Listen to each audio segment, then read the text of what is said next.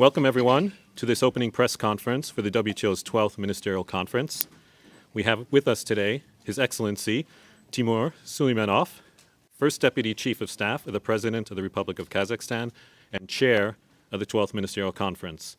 And we have as well, of course, the WTO Director General, Ngozi Okonjo-Iweala. Mr. Suleimanov will give some brief opening remarks, followed by the Director General. We'll then take some questions.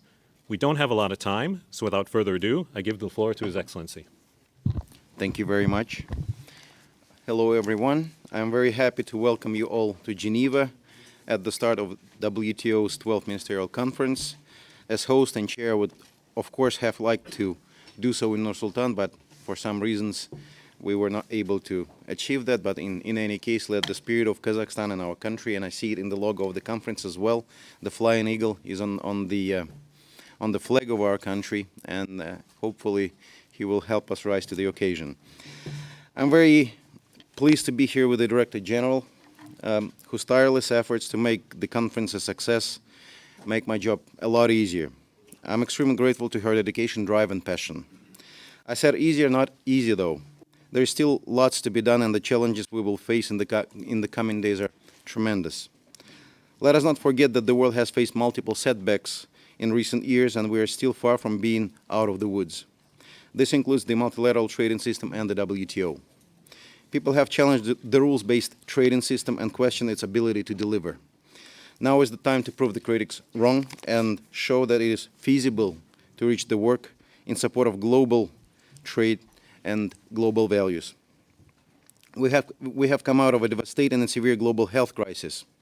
Despite moving forward and away from the pandemic, we need to continue to pay attention to its effects and its possible return. It's just common sense.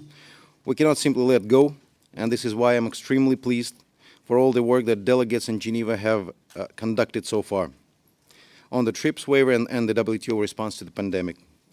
To me, addressing the pandemic is probably one of the key outcomes of this conference. Lives are at stake, and WTO can prove it can contribute to prevent this from happening during future crises. Another major outcome that we aim for at MC12 is addressing the current food crisis and using the WTO rules to help fighting food shortages, in particular for the poor and vulnerable. There are, of course, very technical, tactical, short-term, and, of course, strategic aspects to it. Failure to address the growing worldwide food insecurity will set us for further shocks to the system. The world needs less, not more, uncertainties. And as we all know, there are currently multiple uncertainties that require truly global approaches and solutions. I firmly believe that WTO is part of those by continuing to contribute to stable and predictable international markets. This will also require the WTO to reform and adapt to the new rules, new economic realities.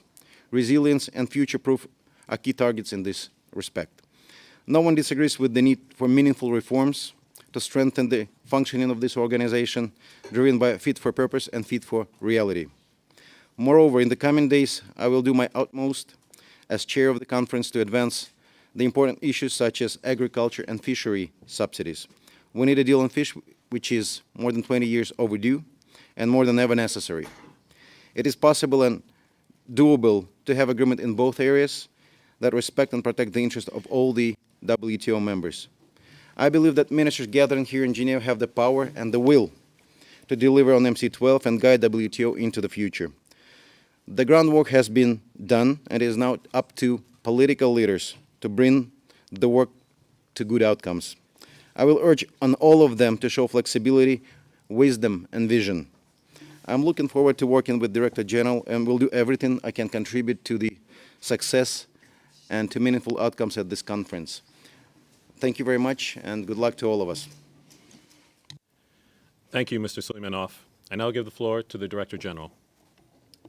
Thank you, Dan, and I want to thank you, Chair, and the Vice Chairs, all the facilitators who will be helping us with our sessions, driving towards having a good MC12 in these next few days. I want to thank you all for coming. It's good to see so many journalists from all corners of the world. This is the first WTO ministerial conference in almost 5 years. and it's also my first WTO ministerial conference. The world has changed since the last one. I wish I could say for better, but it's certainly become more complicated. I've never seen in my lifetime so many conflicts at the same time. And I've spoken so much about this because it's pretty unusual. We're still trying to cope with a pandemic that has cost the world millions of lives. We have an international security crisis with the war in Ukraine. We have a major food crisis, an energy crisis, and we have an ongoing climate change crisis. So this polycrisis or simultaneous crisis is really unprecedented. And what is very, very central to all of this is that no one member, no one country can solve this crisis on its own. This is a time that you need the world working together. You need global solidarity. You need strengthened multilateralism. You need organizations, multilateral organizations like the WTO to deliver. Well, we've twice postponed this conference, and I've heard some people say jokingly, will it ever take place? So I'm delighted to say it's actually happening, and we're all there. Whilst it's been unfortunate that it was postponed, it's also been, it's also now an opportunity to try and get together, to talk about the challenges that confront us on the trade front, to see how trade can be part of the solution to these problems. So I hope that this week, as the chair said, ministers will have the political will. We've tried at the Secretariat to support members, even almost to the last minute, to deliver the texts that you see. It wasn't always evident that we could get to the point where we would have the texts that you see. And we have them. We now need the political will for ministers to go the last mile and try to see how far they get on these texts. And I'll say a little bit more about this later. I've said since I took office 15 months ago, wow, just little more than a year, that achieving one or two deliverables at this meeting, this MC12, would be a success. And I haven't changed. If you go back to all the statements I've made, I've said one or two deliverables out of the multiple that we have will be a success. Why? Because, of course, if you think of the last conference at Buenos Aires, ministers walked away with no deliverable and no agreement. So I think that we will try to see what we can get out of this, and I have been consistent on that. We may have a lot of dossiers, a lot of potential. I don't know if we can land all of them, but if we land one or two, I think that's success. But let me be clear, even landing that one or two will not be an easy road. The road will be bumpy and rocky. There may be a few landmines on the way. We'll have to navigate those landmines and see how we can successfully land one or two deliverables. We hope that we can reach a deal on the WTO response to the pandemic, covering intellectual property issues, trade and health issues, and so on. After the good news there is that after a prolonged impasse, which I'm sure all of you are aware of, delegations talking past each other, we now have a draft compromise text on both the TRIPS waiver, but also on the trade and health aspects. And it has not been easy to get there, but we have them. And negotiations have been going on in a very dedicated way, almost round the clock, before we were able to release those texts with the few brackets that are there. So I just don't want us to forget where we came from. We didn't even have a text we could negotiate. The fact that we have one on the table on the TRIPS waiver is a considerable achievement for the members, and I hope we'll have the political will to get through with the response to the pandemic. You know, compromises are never perfect. There are some who thought a complete waiver, others who didn't want a waiver. We have a compromise package, which I believe will give developing countries the inroad to access to IP without disincentivizing research and innovation.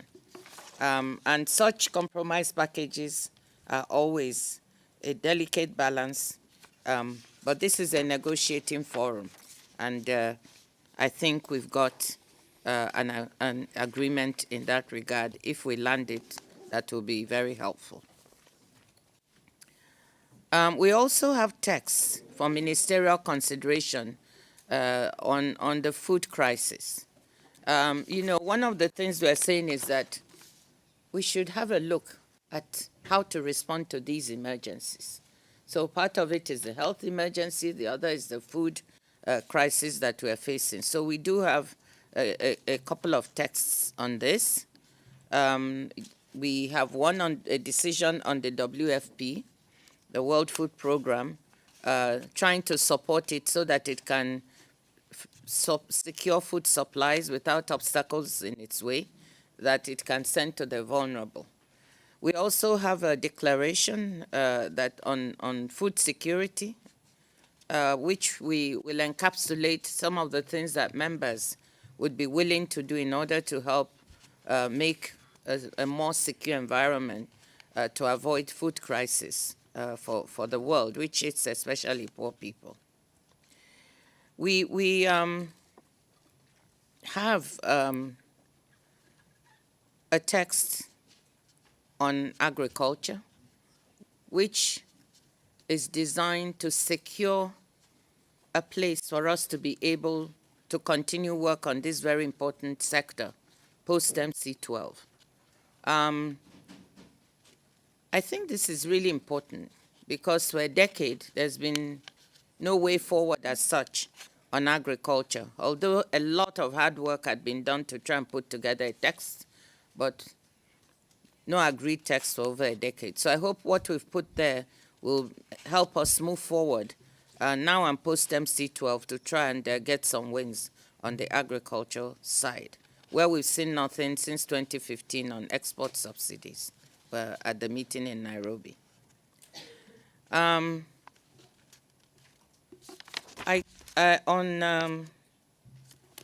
fisheries subsidies, I hope we can come to agreement on eliminating harmful fisheries subsidies, which help to curb the depletion of the ocean's resources and compromise the livelihoods of over 260 million men and women who depend indirectly or directly on our marine resources. It's been 21 years in the making. I think it's time for us to really try to come to an agreement. But let's be clear, where we are now represents considerable progress. If you had told me, I mean, I'm surprised in the 1 year, or amazed that I've been here 15 months to see how we've moved. There have been some very tough issues in the fisheries negotiations, which we've been able to overcome that I thought we never would.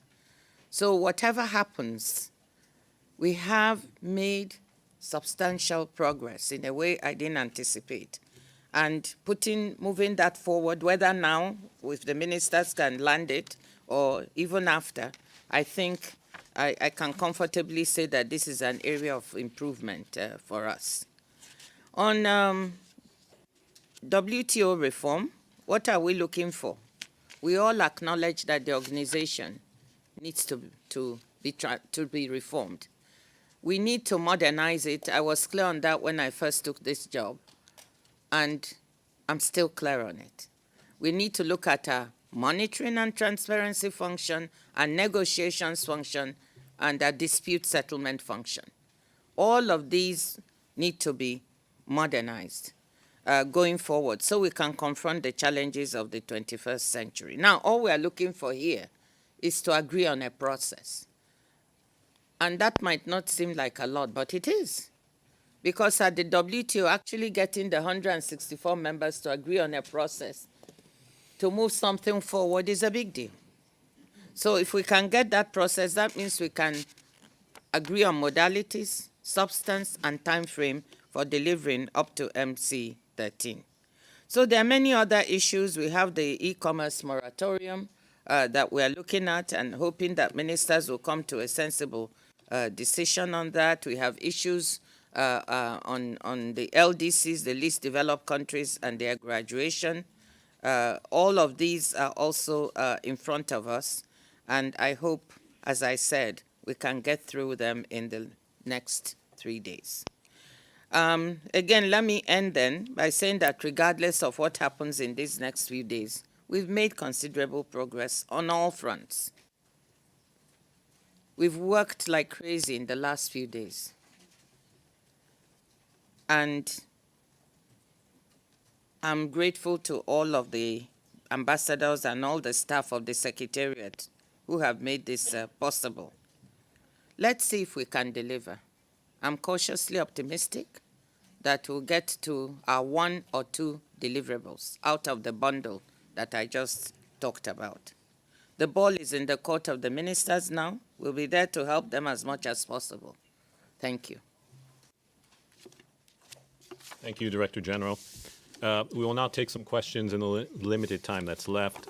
Please raise your hand if you wish to ask a question, virtually if you are online. And a reminder that we are only taking questions from journalists with the green badge. When you're called on, please state your name and your media. Please say if the question is directed to the Director General or the MC12 Chair. And we do have translation, English, French, and Spanish. So since we are in Switzerland, I will give the first question to Swiss publication, and that's Ram Etwaria from Le Temps. Ram, you have the floor. Thank you very much, Dan. Good morning, Dr. Ngozi. I have a very simple question. I wonder what kind of steps you have taken so that the conflict in Ukraine doesn't block the negotiations. Thank you, Ram. That's a very good question. When I said that the road to delivery will be bumpy and rocky, that's also one of the things I was thinking about. As you know, inevitably, the war in Ukraine impacted the way we were working. So for about 3 to 4 weeks, it took us time to find a modality. This is a negotiating forum, so we had to find ways to negotiate, bearing in mind the sensitivities of all countries. We found it. We were able to negotiate in small groups, bilaterally, bring all those results together, and we hope to be able to do that here. And we've tried to find modalities where ministers can all express their views about the current conjuncture we're in. And I hope that will be a possible way to be able to deal with whatever sentiments ministers have on the Ukraine crisis. But can we 100% predict everything that will happen? No. We might have some issues that happen, but I think all in all, we've tried to prepare to be able to navigate as much as we can. The next question, I'll take the gentleman in the white shirt with the red cord around. This is SM Rashidul Islam. I work for National News Agency in Bangladesh. Director General, as you are aware that given the current global situation of rising inflationary pressures, commodity price hikes, and Russia-Ukraine conflicts, and heightened geopolitical tensions, least developed countries are facing unprecedented uncertainty in terms of their trade and economic development prospects. Several LDCs are at various stages of their graduation from the LDC group. And this group of LDCs also face tremendous development challenges. The LDC group has proposed for a special development support facilitating smooth LDC graduation. Do you think WTO members are providing adequate attention to the pressing need of LDCs? Will there be anything from this round of ministerial conference that could be seen as a response to LDC demand? Thank you very much. I mean, the question of LDCs is really a very important one. And you just said, in all these crises, least developed countries are being hit the hardest, along with other low-income countries. I've been spending quite a bit of time with the LDCs in the last few days. And I think they've made good faith efforts to try to work through the issue of their graduation and the transition period, and what benefits would come to those in this to those LDCs in such a transition. And I think they've been working quite sensibly on these issues. I do believe, of course, they have to negotiate with other members, and they've been doing so assiduously. I strongly commend the efforts they've been making. You know, let's see if we can get to a sensible outcome. We would love to have an outcome on LDs for the LDCs. It depends on the response from some of the other members, which we're waiting to see. So are we sure 100% we can get it? I'm not sure, but they're doing very good work to try and persuade other members, and I know they're looking at it. Thank you. Next question, Bryce Bashuk from Bloomberg. Hi, Bryce Bashik with Bloomberg News. Thank you for hosting this, and congrats on actually holding this meeting. It's a big accomplishment in and of itself. Hi. Right now, there is a war between two WTO members. There's soaring inflation, simmering trade war between the U.S. and China, and fundamental questions about globalization itself. Yet when I look at the agenda, none of these topics are being discussed this week. Are these items that are out of the realm of the WTO? Is there anything that trade ministers this week can do about that? Thank you. Well, you said it. I said it at the beginning. There's a war, which is an international security crisis, actually, because it's impacting beyond Ukraine and Russia. We have a food crisis. We have geopolitical tensions between members and so on. They are all on offer. They'll be talked about. That's what I mean. I think ministers will have the opportunity to really discuss these issues. We have a session that is called The Challenges Confronting the Multilateral Trading System. And this will be an opportunity for ministers to talk about these issues, about the geopolitical tensions between members, the food crisis, the energy crisis, the war in Ukraine, all of these. So no, it's not, they're not at all being ignored. I fully expect ministers will talk. Now, we have an unprecedented, I think it's 103 ministers and observers registered to speak at this session. This has never happened before. I think in the WTO, I try to ask them do a little bit of looking. It's usually about 60 to 65 or so members who take the floor to speak each time. This time we have over 100. And that shows you the unprecedented interest that ministers have in this organization, but also in expressing themselves on the multiple issues that are happening. So the short answer, Bryce, is they are being considered, and I'm sure will be discussed. Thank you. Next question, Bianca, in the front row here. Oh, sorry. Maya? Yes, sorry. I'm Maya from the UN brief. It's for the DG concerning the LDC's ministers meeting this morning. What is, in your opinion, the main challenge for LDC's graduation? Training or funding for training? I know Japan and the EU have been quite generous now providing funding for training. Can you comment on that, please? Yes, thank you. I really don't think it's the issue of funding or training. I think that there are lots of members willing to support the developmental aspects of LDC's capacity needs. I think the issue is really the crucial one of agreeing with other members what type of access or benefits or market access LDCs will have once they graduate. It's usually common this is not the only place where graduation issues come to the fore. And in many other organizations, you have a period during which those graduating have access to some of the same benefits that they had when they were still LDCs just to make sure they have a smooth transition and they don't slide back. And so this is what is being debated. What will that graduation transition be? What could be the period? How do they negotiate the kinds of market access and preferences they want from other countries? That's really the issue. Thank you. Okay. From the lady in the front here, please. Merci beaucoup. Je vais m'exprimer en français.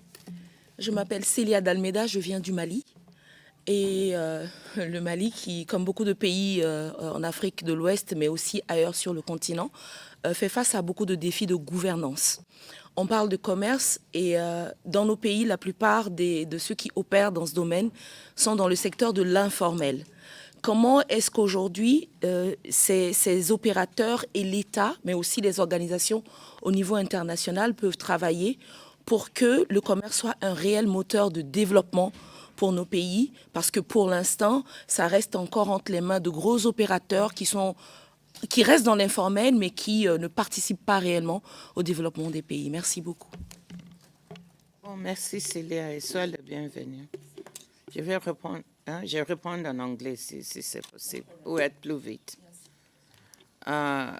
So it's a very good question about Mali is also another LDC, and like many LDCs and low-income countries, they have a large informal sector and a lot of micro, medium, and small enterprises. And one of the things that we've been pondering here and looking at is how can trade really become an instrument of inclusion? Trade has helped to lift more than 1 billion people out of poverty, along with globalization.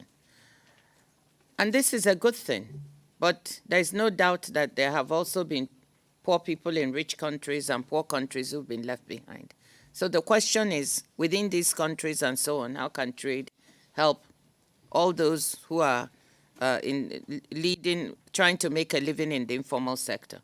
And what we're doing here is we have a group that is of members who are actively trying to see what kinds of specific assistance and specific rules that one could look at that would help micro, medium, and small enterprises to benefit better from local, national, regional, and global value chains.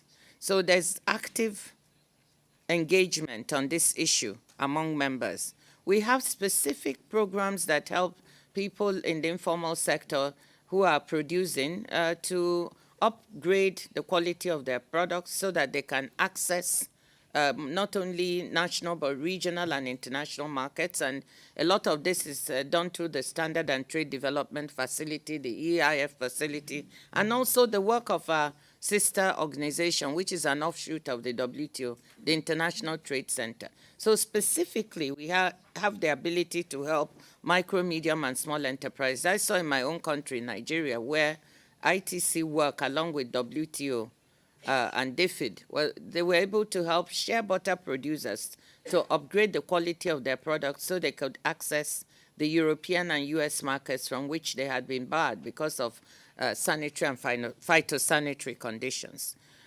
We are also working really hard on women in trade because we believe supporting women, again, to be better integrated into local and national, regional, global value chains is a way to help improve their standards of living. And we've seen that women who work in micro, medium, and small enterprises that export, their incomes tend to be higher than those that only cater to the local markets. So those are some of the things. Actually, from here, I'm going straight to a gender event, which is going to try to showcase some of the things we're trying to do for women in trade. Thank you. We only have time for a few more questions. I'm trying to get some geographical spread here, so if there's anyone from Latin America who would like to ask a question, I'll be happy to take. But in the meantime, Ravi, I believe you had your hand up. Could you identify your media, please? And also, Ravi, please, one question.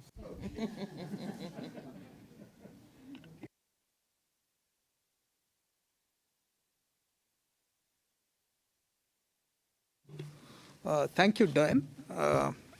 Thank you, Madam Director General. My name is Ravikant. I write for Washington Trade Daily. And Washington Trade Daily? yes, Oh, I'm so happy you're here. You actually want to get the facts. yeah, Great. sure. May I see your face as well? Yeah, should I take off this thing? Then I'm it'll delighted. Yeah, you know, very that nice of you. You're here to get facts. Yeah. Great. So, Madam Director General, I've gone through the texts, actually, all of the texts.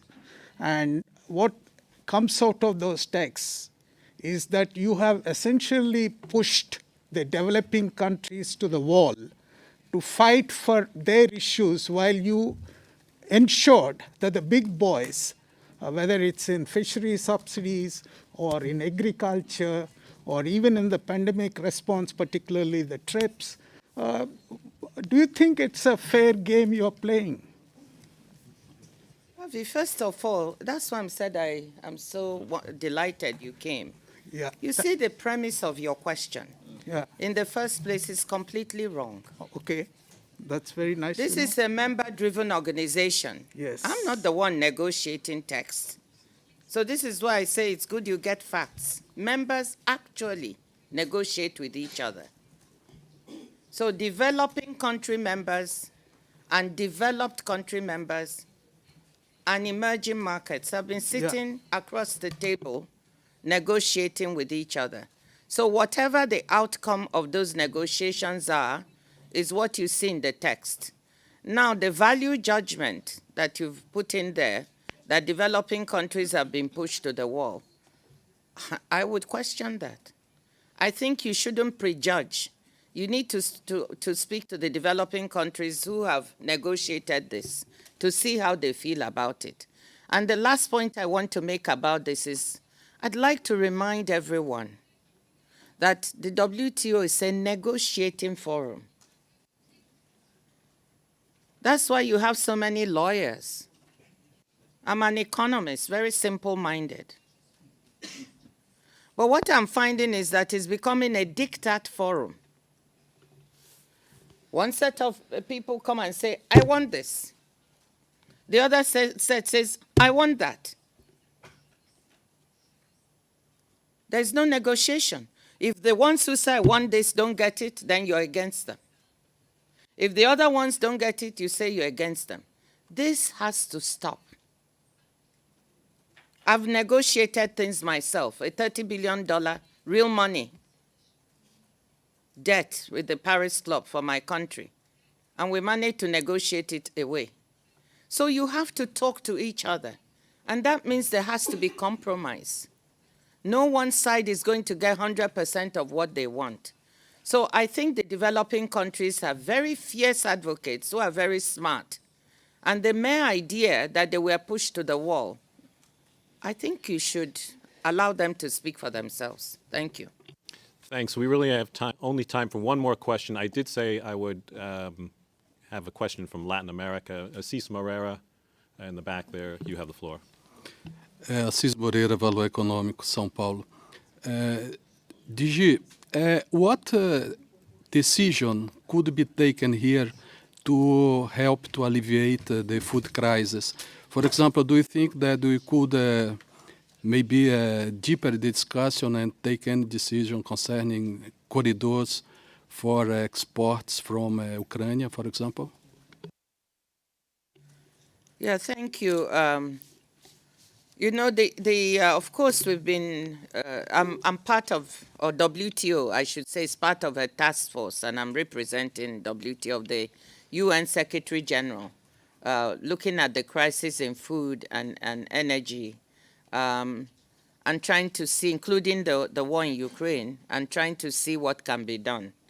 And of course, we know that we have 20 to 25 million tons of grain in Ukraine now that has not been evacuated. And we have another 25 million tons potentially to be harvested next month. And so getting this out would be very helpful to alleviating the crisis we feel now. The most important thing is if the war could stop, it would be very helpful. Absent that, there have to be political discussions on how to be able to find a corridor to evacuate this grain. That is going on even though we are part of that working group. The UN Secretary General, I believe, has this in hand and has been talking to both sides. And we hope that something will come out of it. I believe the EU and other political entities are also involved in trying to see if we could get a solution. I'm afraid we have no more time, so I'd just like to conclude by thanking Mr. Suleimanov for answering all those questions. I just want to add one thing. Sorry, here at the WTO, there are a couple of things we can do and we're trying to do. I think one of the things you must not underestimate is how things like export restrictions and prohibitions can exacerbate the situation. You saw that in the 2008-2009 food crisis, just those kinds of actions did lead to price spikes. So here, our members are saying in the Food Security Declaration, they are trying to speak about how they would try to restrain themselves from taking these kinds of actions. And this is a very important contribution that they can make into keeping the prices of food products from rising even higher. So I think that's a very important contribution. The other one is the WFP waiver of, countries saying they will not put up export restrictions that would prevent the WFP from access to humanitarian supplies. And here, the WFP only acquires from countries that have a surplus. So how can we make sure we don't put export restrictions that prevent them? I think if such a decision, would again be very helpful towards alleviating this situation. Thank you. So again, thank you very much for attending. Mr. Suleimanov, thank you very much. Director General, thank you. This concludes the press conference. Just a reminder that the opening session for the 12th Ministerial Conference starts at 3 p.m. today, which you could follow online. Thank you very much, everyone. Thank you all.